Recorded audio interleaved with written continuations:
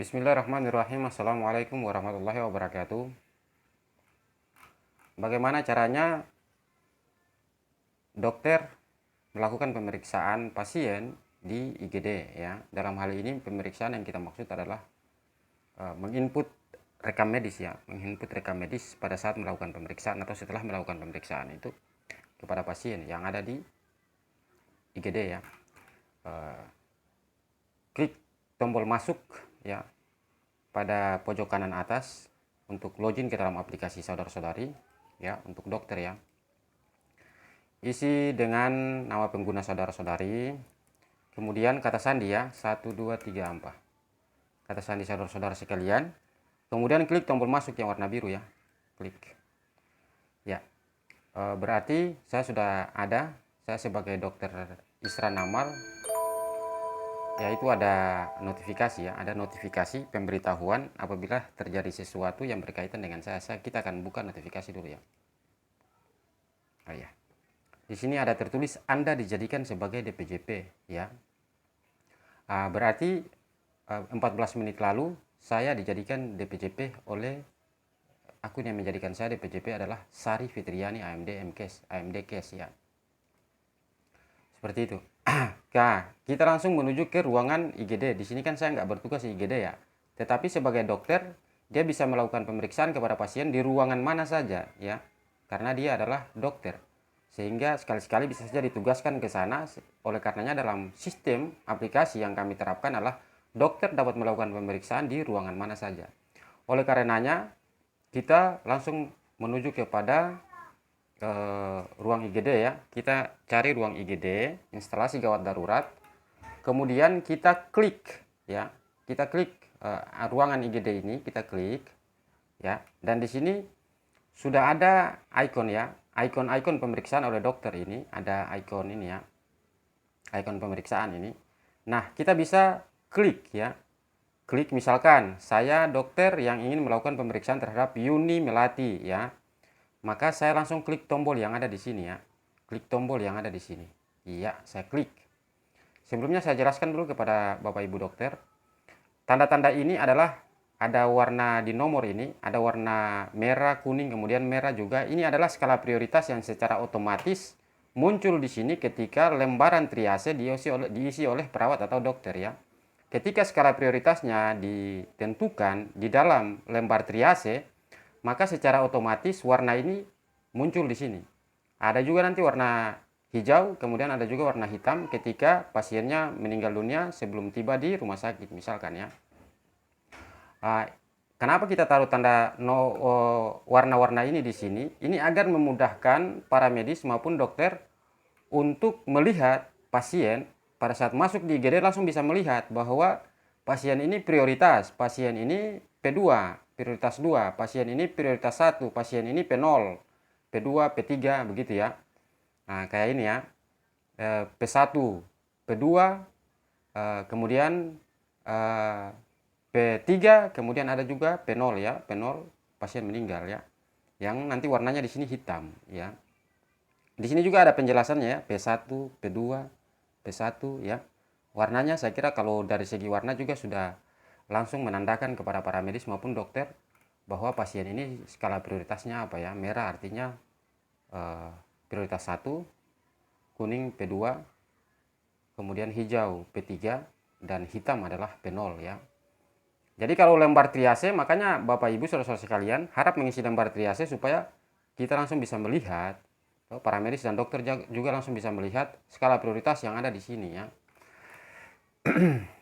hanya dengan melihat warna ya, warna daripada nomor-nomor pasien ini ya, di nomor pasien ini. Kita langsung melakukan pemeriksaan ya. Untuk dokter yang melakukan pemeriksaan langsung ya. Jadi ini ya. Tekan tombol yang ada di ujung, tombol periksa yang ada di ujung, ikon periksa ini yang ada di ujung nama pasien yang bersangkutan yang ingin diperiksa, yang hendak diperiksa ya. Saya langsung klik. Ya. Ketika pop up ini muncul, halaman ini muncul, maka langsung menuju kepada input rekam medis. Ya, input rekam medis. Nah, input rekam medis. Di sini ada triase ya. Triase ini sudah ada yang mengisi, kalau sudah ada yang mengisi triase akan muncul di sini ya. Nah, Bapak Ibu bisa melihat, oh triase ini sekian ya, triasenya ini ya. Jadi Bapak bisa melihat dari data-data triase ini, Bapak Ibu bisa melihat yang mengisi triase, perawat triase, dokter triase. Jadi misalkan kalau data triase ini diberikan di misalkan dokter dan perawat jaga pulang, ya kan? Kemudian muncul lagi dokter dan perawat jaga yang baru. Dia bisa melihat data triase ini, ya. Dan dia juga bisa melakukan triase baru, ya. Dia bisa menambahkan retriase atau dia melakukan triase baru lagi kepada pasien ini. Karena bisa saja yang tadinya mulai dari P1 bisa saja berubah sudah menjadi P2 atau P3. Nah, ini secara otomatis juga akan berubah di sini, ya. Ketika data triase itu berubah, dia akan mengikuti yang terbaru ya. Warna ini dia akan mengikuti yang terbaru ya. Input rekam medis ya. Kita mulai dari input rekam medis. Bapak Ibu dokter juga bisa mengisi triase. Kemudian asesmen, bisa langsung mengisi asesmen awal juga bisa. Asesmen medis ini kan harus diisi oleh DPJP ya. Jadi setiap pasien yang masuk di IGD itu harus tentukan DPJP-nya. Kita nggak bisa tidak menentukan DPJP karena dalam aplikasi ini yang akan menulis asesmen medis itu adalah DPJP ya, DPJP. Contoh ya, keluhan utama apa? Sakit kepala, hipertensi tinggi ya, darah tinggi ya, hipertensi itu saya nggak paham juga sih. Riwayat penyakit dahulu tidak ada misalkan. Riwayat penyakit keluarga tidak ada, ini diisi oleh DPJP ya. Pemeriksaan fisik, telah dilakukan pemeriksaan ini dan itu misalkan. Pemeriksaan ini dan itu dan hasilnya adalah ini dan itu, ini dan itu. Ini contoh saja ya, bagaimana pemeriksaan penunjang telah dilakukan pemeriksaan ini dan itu ya. Kemudian diagnosa ya, diagnosa kerja, diagnosa banding nanti diisi di formulir diagnosa yang ini ya. Kemudian pengobatan boleh diisi, prognosis boleh diisi, rencana penanganan pasien pulang silakan diisi, saya isi ya, saya isi dengan kata-kata saja ya. Lorem ipsum dolor pengobatan, lorem ipsum dolor prognosis, lorem ipsum rencana penanganan pasien pulang. Ini contoh penginputan saja ya. Langsung tambahkan ya. Langsung setelah diisi asesmen medis ini diisi oleh DPJP, langsung klik tambahkan ya. Setelah ditambahkan jangan lupa untuk klik tanda tangan ya, tanda tangan oleh dokter DPJP yang bersangkutan. Nah, untuk selanjutnya boleh Bapak Ibu mengisi pemeriksaan ya. Nah, tanda-tanda vital silakan kalau Bapak Ibu mau mengisi, Bapak Ibu dokter mau mengisi. Ada pemeriksaan anatomi, silakan diisi, misalkan normal, ya, genital, silakan diisi ya. Klik tambahkan, iya. Kemudian penunjang, misalkan telah dilakukan pemeriksaan darah, silakan isi hasilnya. Urin, silakan isi hasilnya. EKG, EEG, EMG, silakan mengisi hasilnya. Kemudian klik tombol tambahkan, ya. Kemudian penilaian, Bapak Ibu juga bisa melakukan, Bapak Ibu dokter juga bisa melakukan penilaian risiko jatuh, ya. MFS, tinggal klik-klik aja ya, gini ya, gini, terus langsung tambahkan ya. EWS ya, Bapak Ibu dokter juga bisa langsung melakukan pengisian EWS ya, klik aja gini. Jadi untuk penilaian itu hanya diklik-klik seperti ini ya, langsung diklik tambahkan ya. Nah begitu juga pun ini ada pause, ada mouse, juga ada gizi, ada NRS 2002, MST, PMS, dan SNAC, barter index. Nah, boleh ditambahkan. Ya, tinggal klik-klik aja kemudian ditambahkan ya. Kemudian ada dekubitus juga, ada Braden score, ada Norton score. Tinggal Bapak Ibu klik lah, tambahkan ya. Diklik misalkan begini. Saya klik aja supaya ya.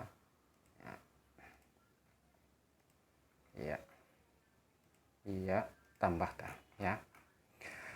Kemudian diagnosa. Nah, diagnosa ini yang paling penting, karena ini akan ini kan diagnosa utama. Misalkan diagnosa kerjanya apa? Kalau Bapak Ibu mau mengisi diagnosa kerjanya juga ya. Misalkan diagnosa kerja ya. Kemudian diagnosa utamanya apa? Itu misalkan diagnosa utamanya ini aja dah. Tuh. Kemudian diagnosa sekundernya apa? Tuh, misalkan ini. Kemudian diagnosa komplikasinya kalau ada. Mau isi satu juga boleh ya.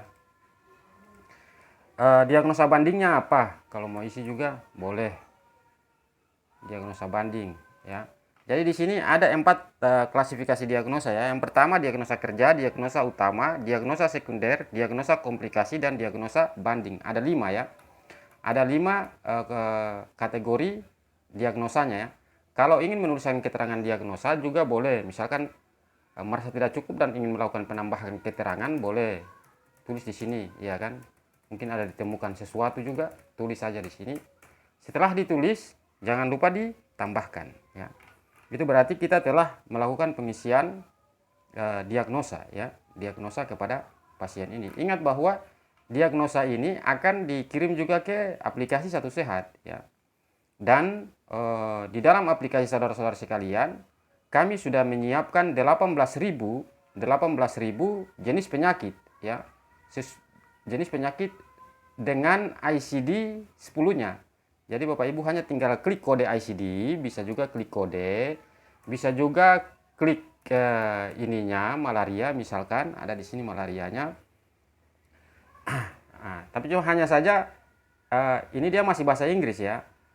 Karena yang kami dapatkan dari Kementerian Kesehatan melalui aplikasi Satu Sehat ya, dari situs mereka itu terdapat 18.000 jenis diagnosis atau jenis penyakit ini, tetapi bahasanya adalah masih bahasa Inggris dan kami mengambil data itu dari sana ya. Kami mengambil 18.000 lebih jenis penyakit ini dari Kementerian Kesehatan. Jadi Bapak Ibu tidak usah khawatir tentang validasi data ini ya, data diagnosa ini, karena kami mengambil dari sumber-sumber yang resmi. Kemudian terapi ya. Terapi, misalkan terapi pulangnya apa ya. Iya, terapinya apa, frekuensinya 2 kali sehari misalkan, cara pemberiannya sebelum makan. Ini dokter lebih tahu cara isinya ya, tapi formulirnya seperti ini dan mereka sudah paham. Tinggal tulis tambahkan, mau edit bisa langsung edit di sini, mau hapus bisa langsung hapus di sini ya. Ini yang tadi barusan ditambahkan. Kemudian resume medis. Nah, ini yang paling penting juga, karena resume medis ini selain ditandatangani oleh DPJP, juga ditandatangani oleh pasien atau penanggung jawab pasien tersebut. Keluhan penyakit anamnesanya apa ya? Hipertensi. Riwayat penyakit dahulu tidak ada. Hasil pemeriksaan misalkan tidak ada. Penemuan klinis, lab dan radiologi ini dan itu. Hasilnya ini dan itu, hasilnya ini dan itu. Ini contoh saja ya. Indikasi pasien dirawat ya, apa gitu ya. Ditulis semua di sini. Kemudian ada masalah yang dihadapi, kemudian konsultasi, perjalanan penyakit selama perawatan, keadaan waktu keluar rumah sakit, prognosis, sebab meninggal kalau dia meninggal, usul tindak lanjut atau anjuran. Setelah isi jangan lupa tambahkan. Setelah itu tanda tangan ya. Kalau misalkan ini butuh tanda tangan pasien juga, maka silakan meminta kepada pasien atau penanggung jawab pasien tersebut melalui mungkin salah satu perawat ya, ya. Caranya adalah klik nama pasien ini ya. Ini anggap saja nih saya perawat, klik nama pasien ini ya. Kemudian klik lihat, kemudian klik surat ya. Kemudian lihat resume IGD ya. Nah, resume IGD salah seorang perawat, dokter bisa meminta bantuan oleh salah seorang perawat untuk meminta pasien atau penanggung jawab pasien untuk menandatangani ini dengan cara ini ya. Nah, ini klik surat, kemudian klik resume IGD. Kemudian misalkan kalau pasien sendiri yang tanda tangan ini, klik tombol pasien. Kalau penanggung jawab, klik penanggung jawab. Misalkan pasien sendiri ya, saya klik pasien sendiri. Kemudian saya tulis nama pasien, Yuni Melati. Ya, misalkan. Kemudian langsung meminta pasien untuk memencet tombol tanda tangan ini. Jadi melalui HP bisa kan datang dengan HP, kemudian klik seperti yang tadi yang saya bilang ya. Saya ulang ya. Klik seperti yang tadi yang saya bilang ya. Ya, saya ulang. Ya. Seorang paramedis atau dokter klik nama pasien ini yang ingin diminta tanda tangan resume medisnya, misalkan klik ya, kemudian klik lihat ya, kemudian klik surat ya, kemudian pilih resume IGD ya. Setelah itu ini adalah, ini kan ada tulisan ini adalah lembar tanda tangan untuk pasien untuk penanggung jawab atau penanggung jawab pasien. Adapun resume medis bisa dibaca pada data rekam medisnya. Data rekam medis itu ya ini. Nah, jika pasien sendiri yang menandatangani ini, berarti kita klik pasien sendiri ya, klik. Jika ditandatangani oleh penanggung jawab, kita klik penanggung jawab, kemudian jangan lupa tulis nama penanggung jawabnya di sini dan minta dia pencet tombol ini ya, meminta dia pencet tombol ini. Jika pasien sendiri, maka klik tombol pasien sendiri, tulis nama pasien sendiri, Yuni Melati ya. Kemudian meminta pasien itu datang dengan HP dan meminta pasien itu untuk pencet tombol ini ya. Pada saat pencet tombol, Bapak Ibu ingin meminta bukti juga bisa meminta salah seorang rekan Bapak Ibu untuk foto pada saat dia pencet tombol ini ya. Ini yang sangat penting ini. Misalkan ya, saya pasien dan saya langsung pencet tombol ini sudah ya. Iya. Nah, itu berarti sudah tanda tangan. Kemudian pada saat dia pencet tombol itu, mungkin ada yang foto untuk meminta bukti bahwa dia telah menandatangani ini. Nah, bukti itu bisa diunggah di sini ya, yang tadi yang saya bilang ya. Bukti itu bisa diunggah di sini. Unggah bukti bahwa dia telah melakukan tanda tangan. Ya, ini untuk bukti tambahan saja, ini nggak wajib ya. Nah, ini untuk menjaga-jaga jangan sampai ke depan terjadi sesuatu bahwa pasien ini dia mengelak bahwa saya nggak tanda tangan. Jadi bisa diupload video foto tanda tangannya ya. Misalkan ini foto tanda tangannya ya. Pada saat dia pencet tanda tangan, anggap saja itu ya. Nah, ini fotonya. Nah, langsung klik tambahkan. Iya. Klik tambahkan.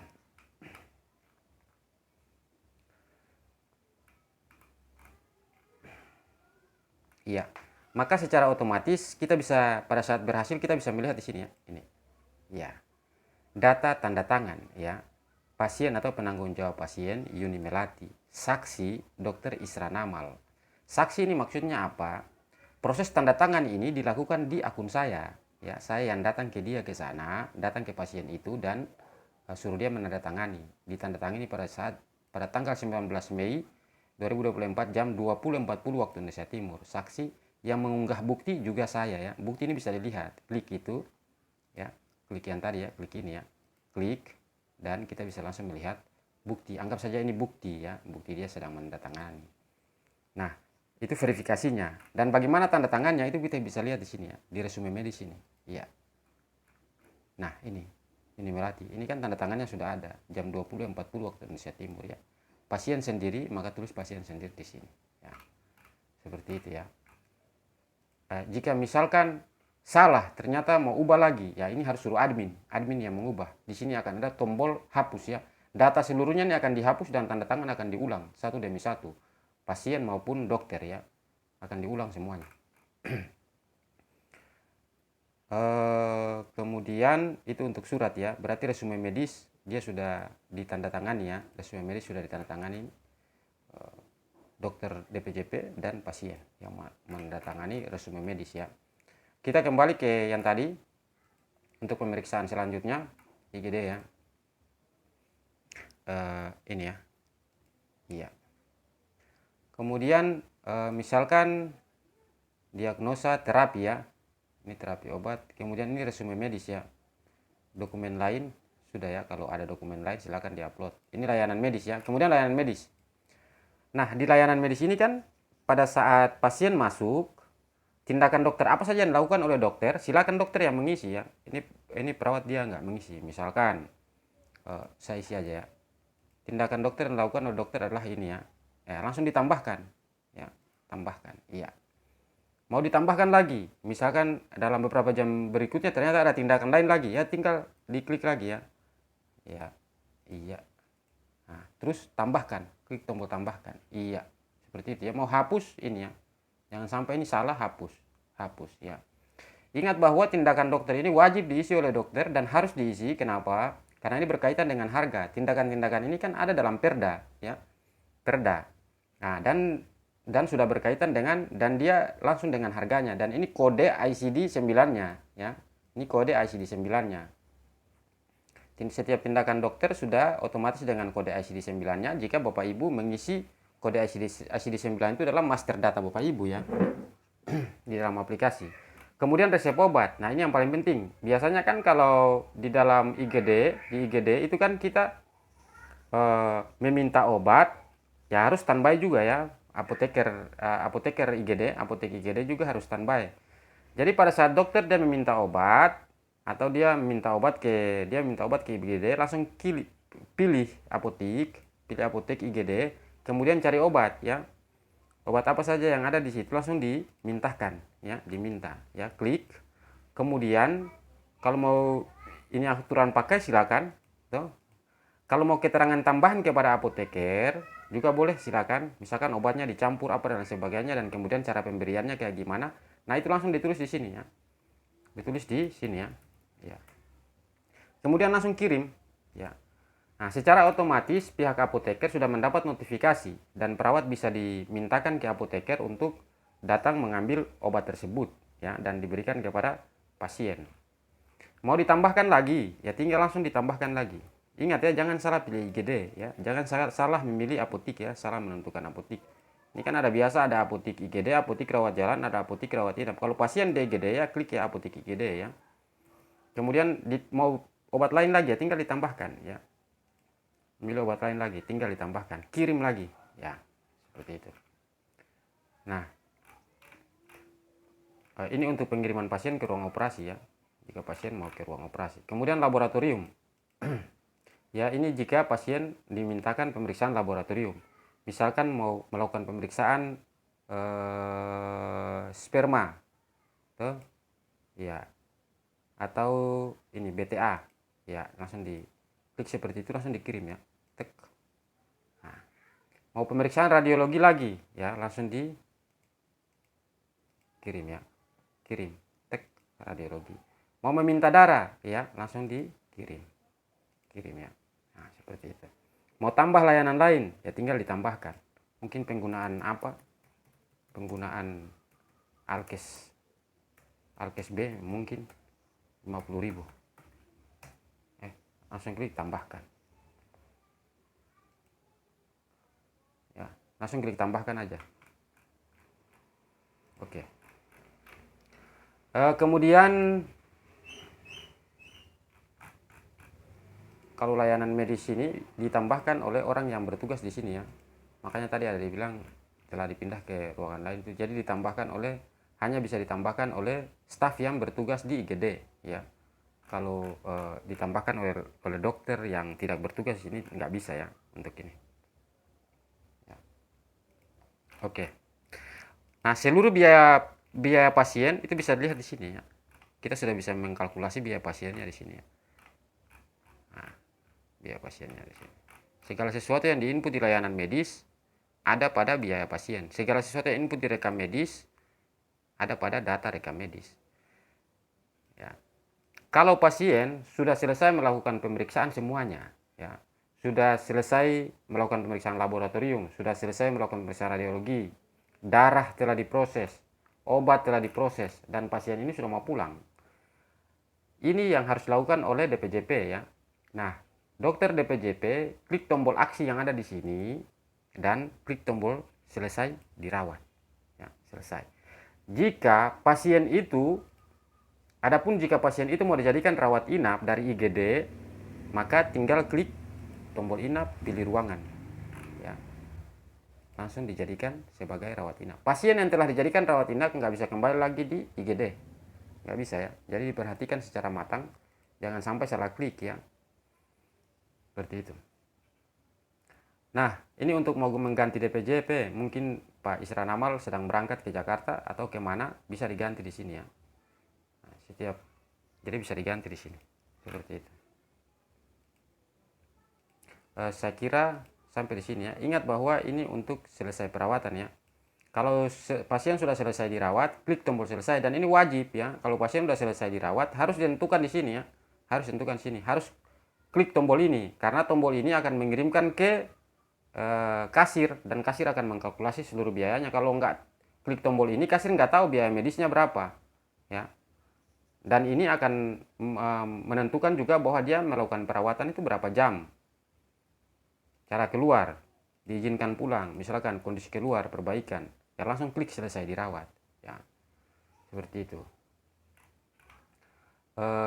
Saya kira untuk input rekam medis sampai di sini ya, untuk dokter ya, untuk dokter. Wassalamualaikum warahmatullahi wabarakatuh.